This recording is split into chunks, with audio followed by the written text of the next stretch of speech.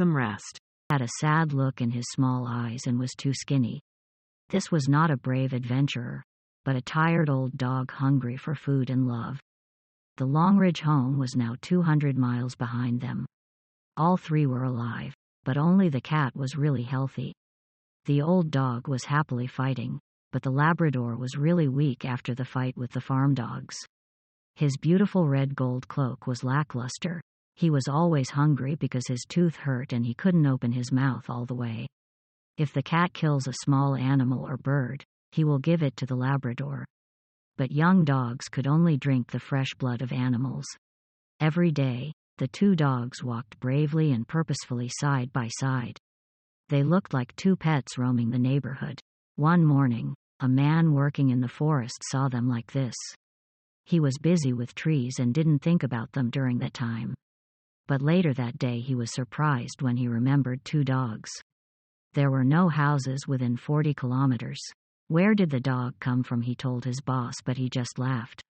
He thought his friend was imagining things. What do you dream of next? He asked. But a few days later, people started talking about his 3 missing animals. And the boss stopped laughing. John Longridge and his brother's vacation ended at Lake Heron. In England, the excited Hunter family was packed and ready to go home. Mrs. Oakes was employed in an old stone house while her missus worked in the garden. At the same time, the 3 animals continued their journey. The country was not desolate now, and once or twice I saw little lonely houses. Young dogs stayed in the woods and didn't get too close to them. But the old dog loved people and looked at the houses with hopeful eyes. Late one afternoon they were chased by a bear. I was curious about the animals, but there was no danger. But the puppy felt uncomfortable with the shadow of the big bear behind him. He decided to leave the forest and walk down a quiet country road. When it got dark he reached the little houses, the schoolhouse, the white church. The young dog tried to keep going, but the old dog suddenly refused to move.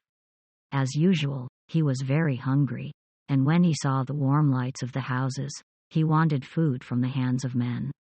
His eyes lit up at the thought and he walked towards the houses. A young dog followed. After a fight with a farm dog, he was weak and felt sick. His bad tooth hurt a lot. He wanted to lie down and put his aching head on the floor. As they passed the first house, it smelled delicious of dinner. Everywhere they heard the noise of people. An old dog stopped in front of a house. He climbed the stairs, raised his paw and knocked on the door. Then he sat down and hopefully listened. Immediately the door opened and a girl stood in front of him. Her old dog looked at her with her ugly grin. The girl looked frightened and said, "Dad?" Then the door slammed in Terrier's face. The old dog didn't understand, but he knocked again. He looked through the window and barked politely. Suddenly the door opened again and a man ran out with a bowl of water. Infuriated, he splashed water on the old dog's face. "Get out! Get out!" the man shouted. The wet terrier hurriedly ran towards the Labrador and the cat. He wasn't scared, but he felt unhappy. People weren't usually like that when he was being nice to them. They were always laughing and playing with him. He quietly followed the Labrador back down the road. After 3 kilometers they reached the farm. They crossed some dark fields and lay overnight in front of a farm building.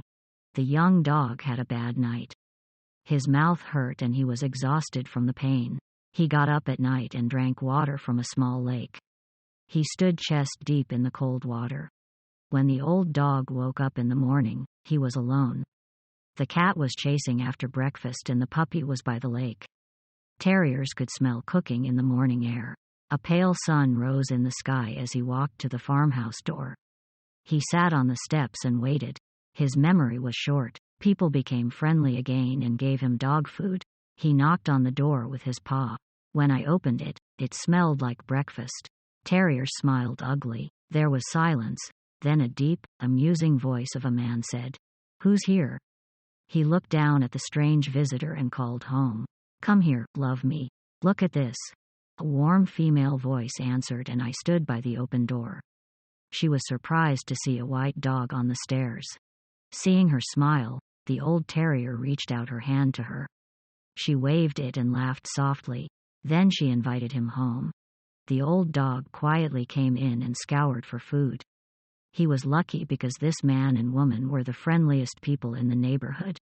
Her house was the most charming. James and Nell Mackenzie lived alone in a large farmhouse. His 8 children of them are now adults and live far from home. Nell gave the visitor a bowl of food, which he ate quickly. Then he searched for more. "He's very hungry," she said, giving him his breakfast. He ate this almost before it hit the ground. James Mackenzie handed him a plate of food without saying a word. And milk. Finally, the old dog lay down warmly and happily in front of the fire while Nell prepared another breakfast. "What kind of dog is he?" she asked. "I have never seen anyone so friendly, but he's ugly too." "He's an English bull terrier," said her husband. "I love her. He's about 10 or 11, and I think he had her fight." The old dog listened and wagged his tail back and forth. Then he got up and put his head on Mackenzie's lap. "You're kind, but what should we do?" Nell touched the dog's shoulder and then looked at him closer. "He wasn't dogfighting," she said. "He got into a fight with a bear." They looked at the dog at their feet in silence. You could see that he was exhausted. He had a sad look in his small eyes and was too skinny. This was not a brave adventurer, but a tired old dog hungry for food and love. "If he wants to stay, we'll keep him," Nell said. "I will call the police when I go to Deepwater," Mackenzie said. "Maybe we can write something about the dog in the city newspaper. If no one wants him, he can live with us." After breakfast, Mackenzie went hunting on a small lake. 6 birds flew into the air and he shot them twice. One fell into the water and another of his fell to the ground near the lake. He picked one up and to his surprise saw a large dog head in the lake. "I swam to a dead bird." The Labrador caught the bird, swam with it out of the sea, and brought it to the man. Mackenzie couldn't believe it. "Good dog," he said softly and held out his hand. "Well done, give it to me now." The dog slowly approached the man and put the bird down. Mackenzie found that he was in great pain and needed help. He picked up the bird and told the Labrador to follow him.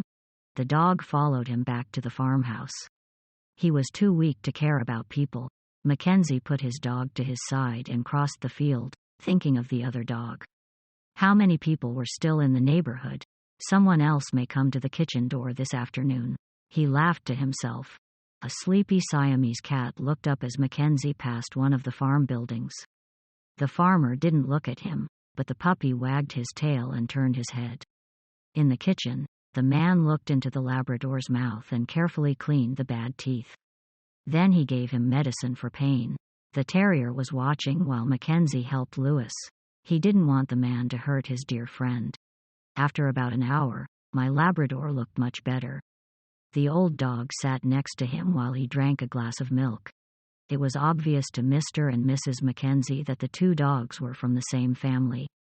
However, they could not understand why the animals were not with their families. "What are you doing in this wild country?" Nell asked. "Perhaps her master died," replied Mackenzie, and they fled together. "Or maybe you were in the car with someone and got lost." It turns out that they have been away from home for a long time. And they were very hungry. How did they find enough food to survive? Hunt, maybe steal? Nell suggested. "I saw an old dog taking something off the plate on the table after breakfast." "That's why they didn't eat much in the woods," her husband said thoughtfully. "The Labrador is very skinny. When we go to Deepwater in Nell, he's in one of the farm buildings. Lock him in. I don't want them to escape." "I want them," she said, "if they stay. But we have to come up with names for them. You can't always say, 'Good dog.' You can come up with a few names while you are in Deepwater." Mackenzie walked the 2 dogs across the yard to one of the warm, sweet-smelling farm buildings. Then he carefully closed the door behind him.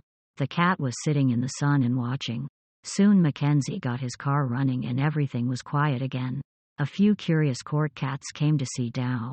Who is this stranger in her favorite place under the sun? Dow hated other cats and looked at them coldly.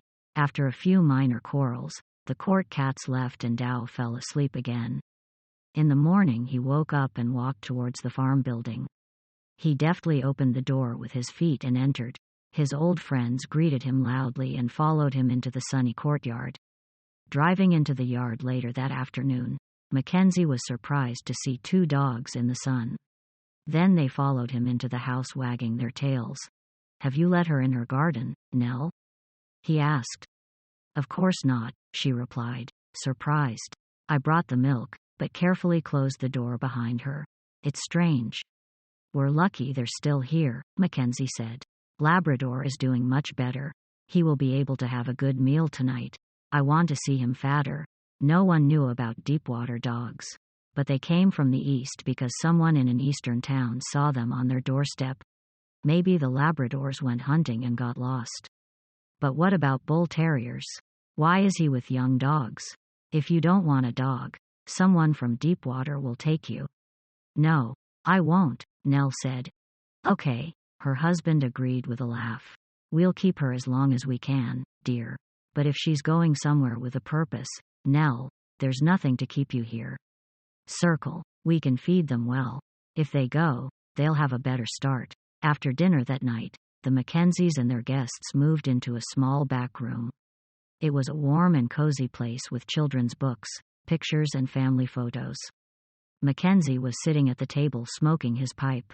His wife read a book. The Labrador lay warmly and safely under the table in a deep sleep. A terrier was sleeping next to him on an old sofa. The only sound in the evening was the giant cats fighting outside the garden. Both dogs quickly stood up and wagged their tails. "You seem very interested," Nell said to her husband. The dog then followed Mackenzie out to the farm building. He filled a bowl of water and closed the door behind him. A few minutes later, the lights in the house went out. The dogs lay quietly in the dark, waiting. Soon they heard the faint sound of wooden feet and the door opened. A cat came in and lay down beside the old dog's chest. After that, the building went quiet. The young dog woke up early in the morning with a cold. He knew they had to start their journey west again. The cat joined him at the door. Then an old dog came and shivered in the cold wind. They sat and listened in silence for several minutes. I heard the farm animals moving. They looked out into the dark courtyard. Then they quietly crossed it, entered the field, and began walking west. Before them lay the last 50 miles of their journey.